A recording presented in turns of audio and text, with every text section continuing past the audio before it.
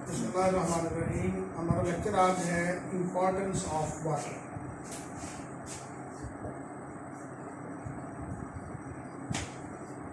पानी की अहमियत के बारे में लिविंग ऑर्गेनिजम्स के लिए वाटर इतना इम्पोर्टेंट है कि हम ये कह सकते हैं कि water is medium of life.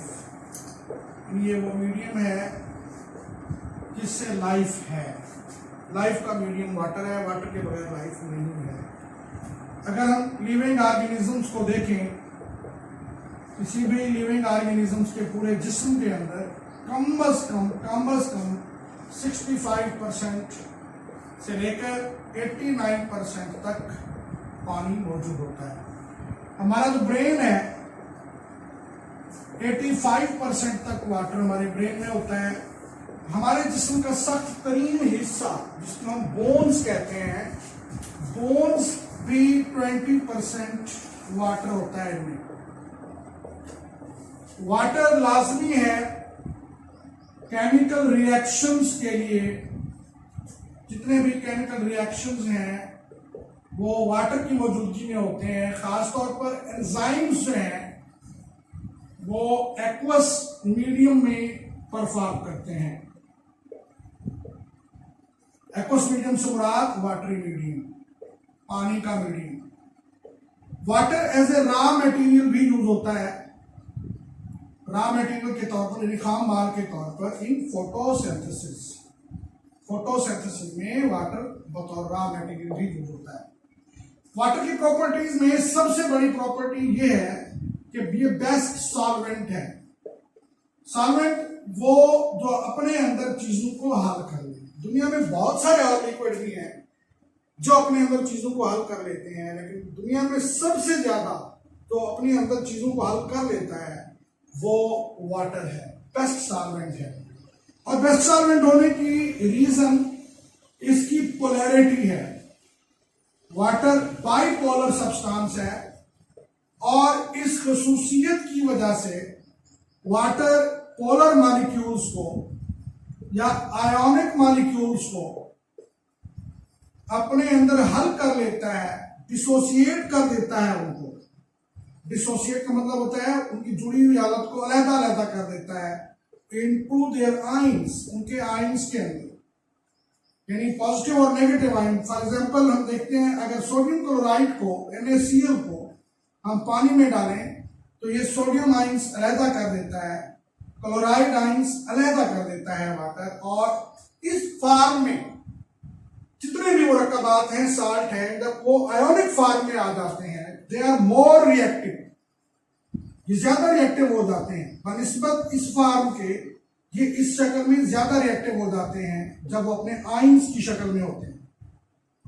बहुत सारे ऐसे मुरक्कबात जो हैं तो नॉन पोलर, लेकिन उनके अंदर अगर चार्ज ग्रुप्स हों वो भी वाटर डिजॉल्व कर लेता है।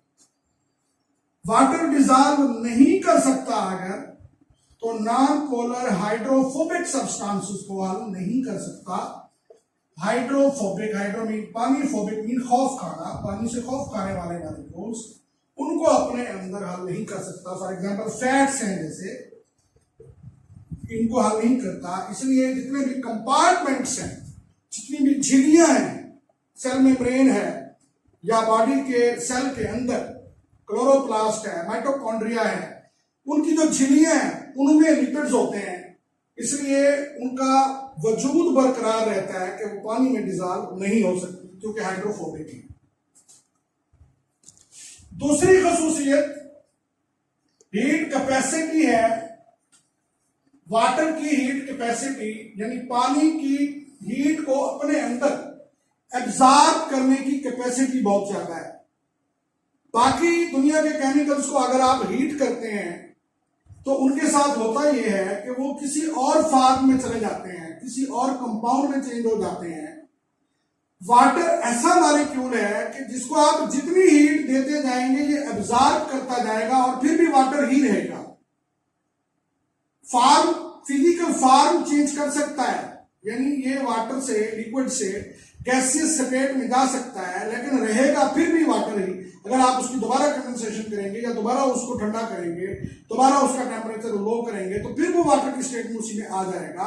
यानी हीट कैपेसिटी बहुत ज्यादा है। हीट कैपेसिटी होती क्या है कि नंबर ऑफ कैलोरीज की वो मिकदार रिक्वायर्ड टू इंक्रीज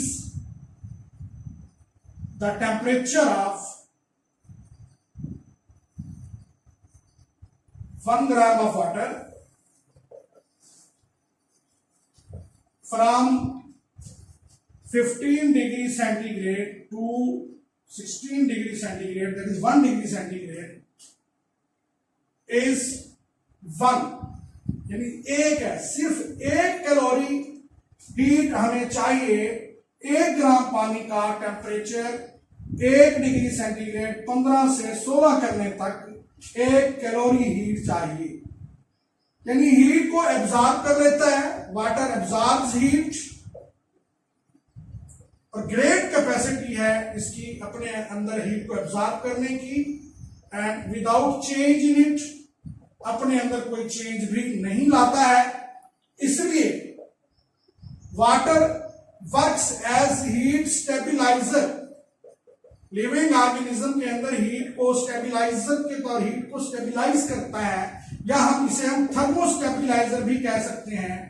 टेम्परेचर को स्टेबिलाईज करता है। अक्सर आपने देखा होगा गाड़ियों में भी वाटर बॉडी रखी जाती है इंजन के साथ, कि वो वाटर हीट को एब्जॉर्ब कर लेता है। जितना भी हार्ड हो जाए रहता फिर भी वाटर ही है, किसी और केमिकल में चेंज नहीं होता है। इसी तरह लिविंग ऑर्गेनिजम्स के अंदर भी हीट को स्टेबिलाईज करने के लिए हीट कैपेसिटी रखने वाली खसूसियत है वाटर की, इस वजह से हीट स्टेबिलाईजर के तौर पर ये काम करता है। नेक्स्ट इसकी प्रॉपर्टी वाटर की जो है, हीट ऑफ वेपोराइजेशन। वाटर को वेपोराइज करने के लिए जो हीट दरकार होती है वो भी बहुत ज्यादा होती है। यानी heat required to evaporate the water, वो हीट जो पानी को इवेपोरेट करने के लिए दरकार होती है उसे हम हीट ऑफ वेपोराइजेशन कहते हैं। 574 किलो कैलोरी पर KG, this is heat of vaporisation for water. इतनी ज्यादा हीट चाहिए पानी को वेपोराइज करने के लिए। और फिर वेपोराइजेशन जो है, फॉर एग्जाम्पल हम देखते हैं कि ट्रांसपायरेशन है प्लांट्स के अंदर, इसी तरह एनिमल्स के अंदर स्वेट प्रोडक्शन है, इट काज कूलिंग, ये कूलिंग काज करती है। हॉट वाटर जिस्म से हीट को एब्जॉर्ब करता हुआ निकल जाता है और जिस्म को कूलिंग प्रोवाइड करके जाता है। फॉर एग्जाम्पल हम ये देखते हैं, अगर हमारे पास 1 लीटर वाटर हो, 1 लीटर के 1000 मिलीलीटर होते हैं, उसमें से ओनली 2 ml अगर वाटर इवेपोरेट हो जाता है तो जो बाकी बच जाएगा, जो रिमेनिंग है 998 ml, उसका टेम्परेचर 1 डिग्री सेंटीग्रेड लो हो जाएगा। आपको 1 डिग्री सेंटीग्रेड 1 डिग्री सेंटीग्रेड तक उसका टेम्परेचर लो हो जाएगा अगर वो इवेपोरेट हो जाता है। इसी तरह पौधे जो है गर्मियों में ठंडक पहुंचाते हैं इवेपोरेशन की वजह से। हीट ऑफ वेपोराइजेशन जो है पानी की इतनी ज्यादा है कि वो हीट जब करके बाहर निकल जाता है। आयोनाइजेशन ऑफ वाटर, वाटर बहुत कम आयंस में तब्दील होता है। पानी की यह खसूसियत है कि वो आयंस में तब्दील होता है, लेकिन मोस्ट स्टेबल कंपाउंड है। बहुत कम पानी अपने आयंस में तब्दील होता है, लेकिन बहुत कम हाइड्रोजन आयंस में और हाइड्रोक्सिल आयंस में तब्दील होता है, लेकिन बहुत कम। अगर रूम टेम्परेचर पे अगर हम देखें, कितना होता है रूम टेम्परेचर? 25 degree centigrade. इस पे अगर हम देखें तो 1 लीटर पानी में 10⁻⁻7 मोल पर लीटर ये आयंस होते हैं वाटर के। इतने कम आयंस होते हैं, जरूरत के वक्त वाटर जो है अपने आयंस में तब्दील भी हो सकता है और परफॉर्म भी करता है जहां इसकी जरूरत हो।